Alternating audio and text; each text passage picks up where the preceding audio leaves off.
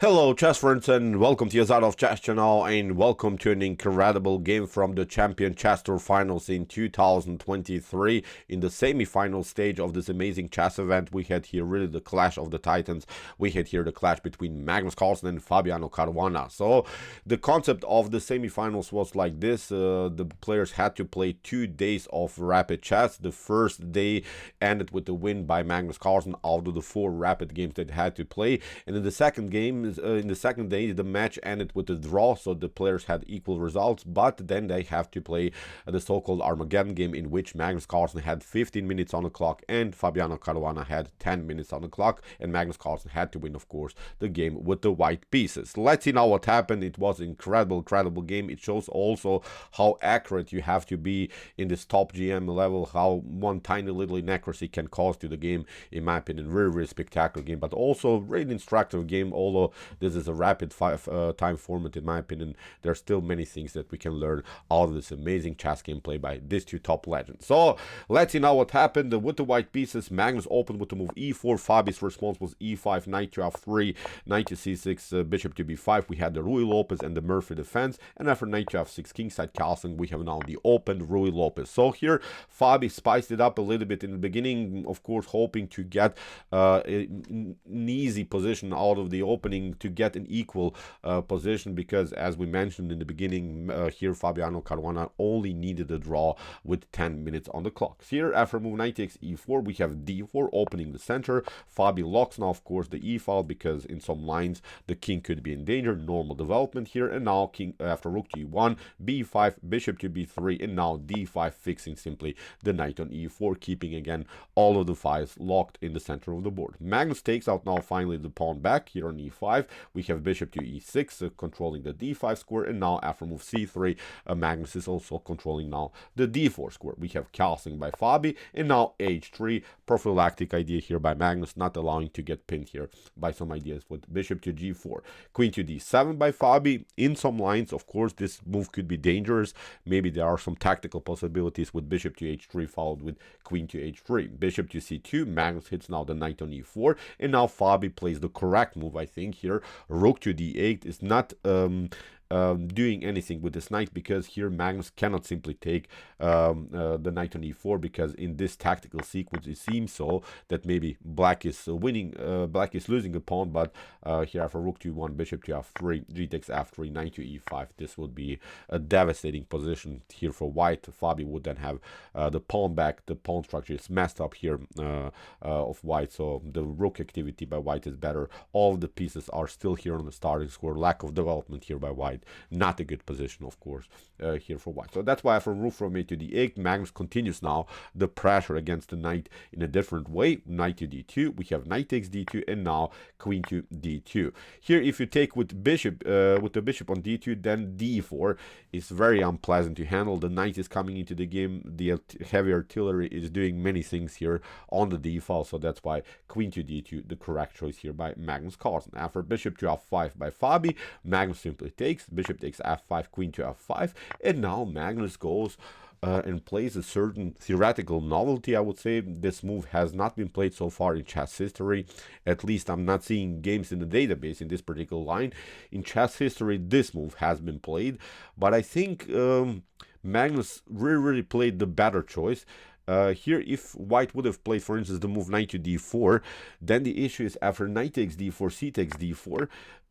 When we evaluate now the bishop strength, I think here black's dark square bishop would be much better than white's dark square bishop, because many pawns of white are on dark square. So in the potential endgame, of course, all of these pawns could be then an object of black's attack. So in my opinion, in this line here, black should be even slightly better. So that's why with queen to f4, with this novelty that Magnus Carlsen played, okay, here we have still, I think, a little bit of a problem here for the dark bishop, but at least the bishop is out, and in some lines we can even improve a little bit the position of our pawn here on e5. Maybe we can advance it here even to e6. And now Fabi makes maybe his first tiny little inaccuracy in the game.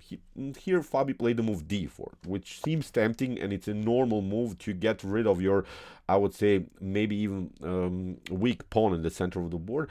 But a better choice was simply to continue also with normal development development here with bishop to c5, preparing now the move d4 in the later stage of the game. Here after move d4, Magnus sensed immediately the tactical possibilities on the c file, that also the c7 pawn could be weak, and also that the knight is a little bit loose here.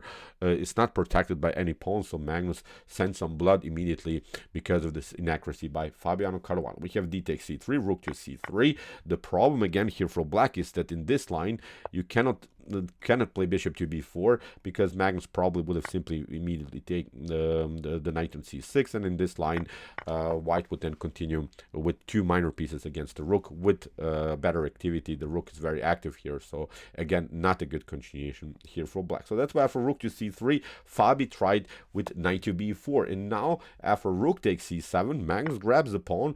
It seems so also that Fabi could get his pawn back, but after knight takes a2, rook to a1, then also this one is hanging, so the bishop is still hanging. You have to make a reaction. So in many of these lines, black is now simply on the defensive side. So that's why first, of course, rook from f to d8 by Fabi, and now Magnus makes maybe even also his first tiny little inaccuracy in the game.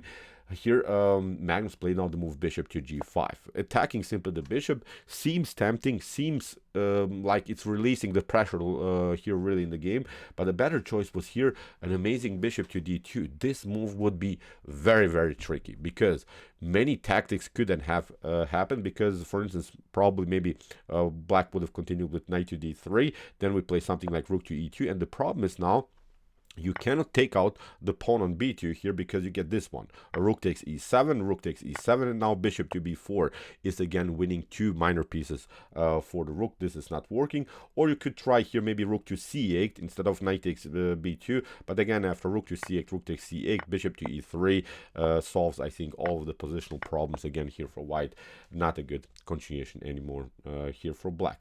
After bishop to d2 that Magnus should have played, also knight takes a2 is simply not working because of this idea. Again, rook to a1, you have to again step back with your knight, and again this idea, rook takes e7 and followed it, bishop to b4, and again the two minor pieces I think are much better here for white against one rook. So here, as I said, Magnus had a good opportunity. He messed up a little bit his position, but still with great activities. Fabi continued with bishop to g5, knight takes g5, and now Fabi makes another mistake in the game. He plays now the move f6 here, simply attacking the pawn on e5 and also the knight on g5. But a better choice was simply to play more active chess here with the move knight to d3, finally maybe grabbing the pawn on b2 in some lines. White probably would have continued with the e6 here, then after f takes e6, rook to e6, you can here maybe trade off more pieces, and now finally get the rook into the game, and also finally grab the b2 pawn, or maybe even the f2 pawn. So this was the only chance for Fabi to survive this attack by Magnus by playing the move knight to d3. But Fabi, as I said, played the move f6. Magnus uses now this moment, activates now the knight further. The knight is now really on a great place. Here Fabi continues with rook to d2, tries somehow to get some pawns on the second rank, but Magnus plays the optimal move, e6, and from this point on I think the game becomes simply a one-way ticket here in white's favor. Here Fabi tries h5, Magnus continues with rook to e4, hits simply the knight takes a2, but with this tactics that Magnus played here, now Fabi's knight is really misplaced. It's on the edge of the board, and Magnus uses now this moment and plays now the move rook to c6, is going for this one. This one is well protected. The king is also stuck here. There are even some lines in which we could maybe try rook to h4, rook to h5, and in some lines if you're careless you could get even checkmated on the back rank. So really a messed up position now for Fabiano Caruana. Fabi tried to battle with rook to d5. Magnus grabs now the pawn. You see the knight is really misplaced, and Fabi has to go now around with the knight, has to search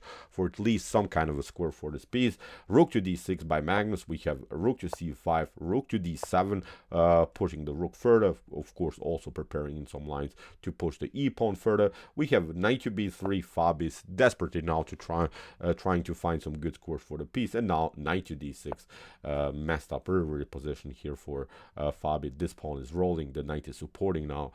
Here the e8 square, e7, e8 is almost unstoppable now for black. In the game, the rook to c1, Fabi is trying to battle with a certain tactic with a really a tricky drawish idea. But of course Magnus is sensing this, because for instance if you try rook to e8, knight takes the rook on e8, then this one is simply a perpetual draw, will simply continue to deliver checks. So Magnus of course didn't fall for this. After move knight to d2 he first plays the move g4. Brilliant move here by Magnus. Now after knight takes e4, knight takes e8, also here by Magnus. We have rook to e1. Fabi is now trying to hold this pawn. Magnus simply pushed the pawn further. We have f5, and now g5 by Magnus. Knight takes g5, and here now Magnus had a simple winning idea.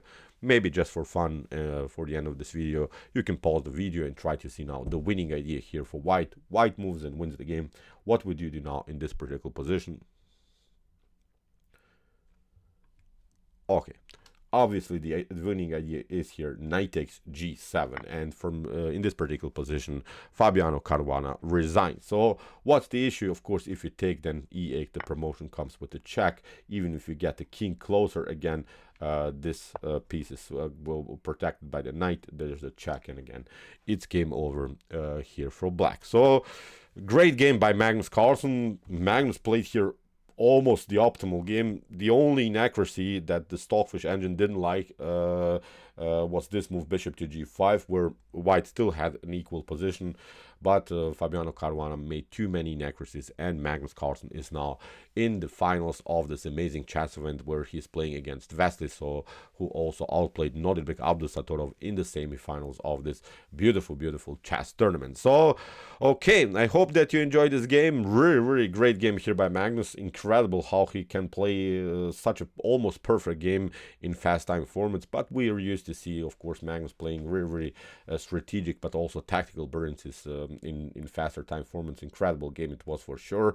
We'll also follow, of course, the super finals between Vasily and Magnus Carlsen. I think this is really deserved super finals. I think this will be an incredible match for us to follow. So okay, if you want to see more Magnus Carlsen chess games, but also some other beautiful commented chess games here on my YouTube chess channel, check out our playlist. Here's the link. You can have really great games that we have followed in the past. And if you want to see even more brutal games, more aggressive games, please check out also our commented chess games played by computers, where we analyze some beautiful Stockfish games and also some other games by top engines. And if you like this content, don't forget to subscribe to my channel.